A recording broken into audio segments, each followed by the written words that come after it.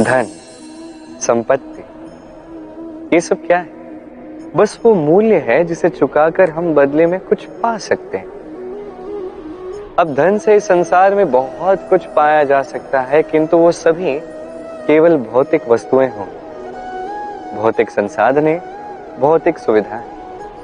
अर्थात आपके पास जितना भी धन हो वो आपको मीठी निद्रा तो नहीं दे सकता, आपको जीवन का वास्तविक सुख नहीं अनुभव करवा सकता, क्योंकि ये भौतिक धन है, ये भौतिक वस्तुएं ही देगा।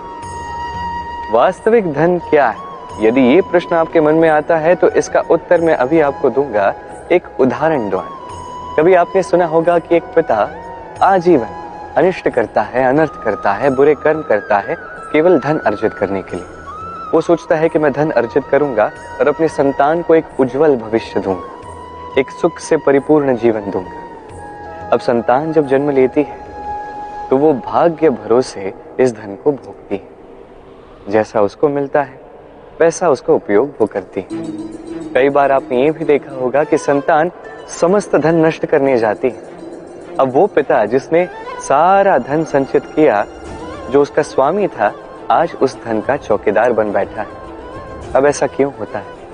ऐसा तब होता है जब पिता कभी समझ ही नहीं पाता कि जीवन का वास्तविक धन क्या है। वो वास्तविक धन अपनी संतान को दे ही नहीं पाता।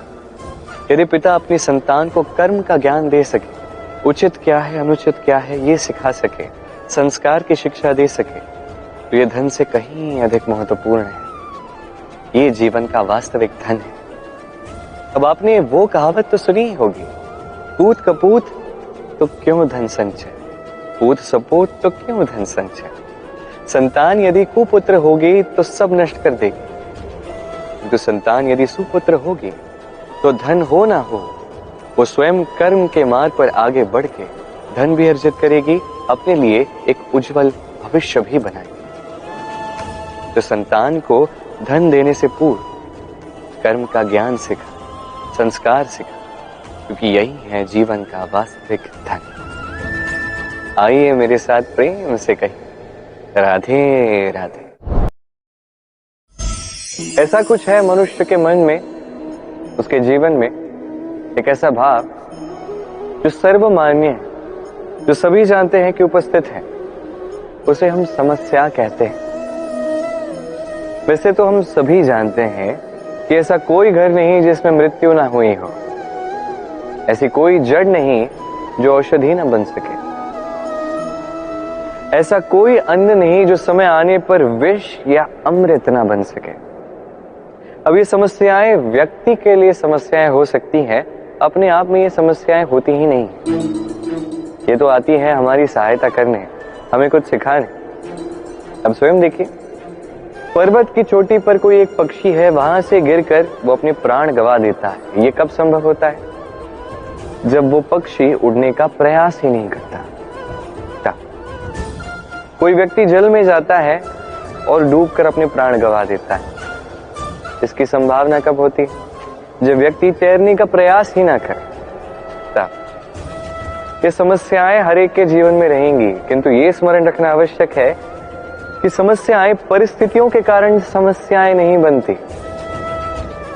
ये परिस्थितियां जब हमारे समक्ष आती हैं, हमें कठिन लगती हैं, हम उसके समक्ष झुक जाते हैं, भयभीत हो जाते हैं, उसका सामना नहीं कर पाते, तब ये समस्या बनती है। डट कर खड़े रहिए, साहस के साथ इन परिस्थितियों का सामना कीजिए। ये समस्या सफलता में कब बदल जाएगी आपको ज्ञात भी नहीं होगा। आइए मेरे साथ प्रेम से कहिए राधे राधे। मनुष्य के दो रूप होते हैं, एक हमारा मुख जो नेत्रों से दिखता है, और एक हमारा मन जो केवल अंतरात्मा से दिखता है। अब ये मुख जो है ये ईश्वर ने पहले ही सबको प्रदान किया, किंतु ये मन कैसा होगा, हमारे जीवन के अनुभव और हमारे लक्ष्य ये सुनिश्चित करते हैं। अर्थात जो नेत्रों से दिखता है ये मुख, ये केवल इसलिए आवश्यक है कि संसार आपको देख सके, आपको पहचान सके। किंतु यदि इस संसार में आप वास्तव में मान सम्मान चाहते हैं तो अपने अंतर मन को विकसित करना ही होगा। देखिए, ऐसा कहा जाता है कि असुर जो है वो तन में कभी होता ही नहीं, मन में होता है। यदि इस मन से असुर को निकाल दिया जाए तो तन में असुर शेष रहेगा ही नहीं। तो इस मन को और अच्छा बनाइए और मेरे साथ प्रेम से कहिए, राधे राधे। पर साथ देना ही साथ देना नहीं होता। कभी कभी शांत रहना, विश्वास रखना, श्रद्धा रखना, ये भी साथ देना ही होता है। कभी कभी कुछ ना करना ही सबसे बड़ी सहायता होती है।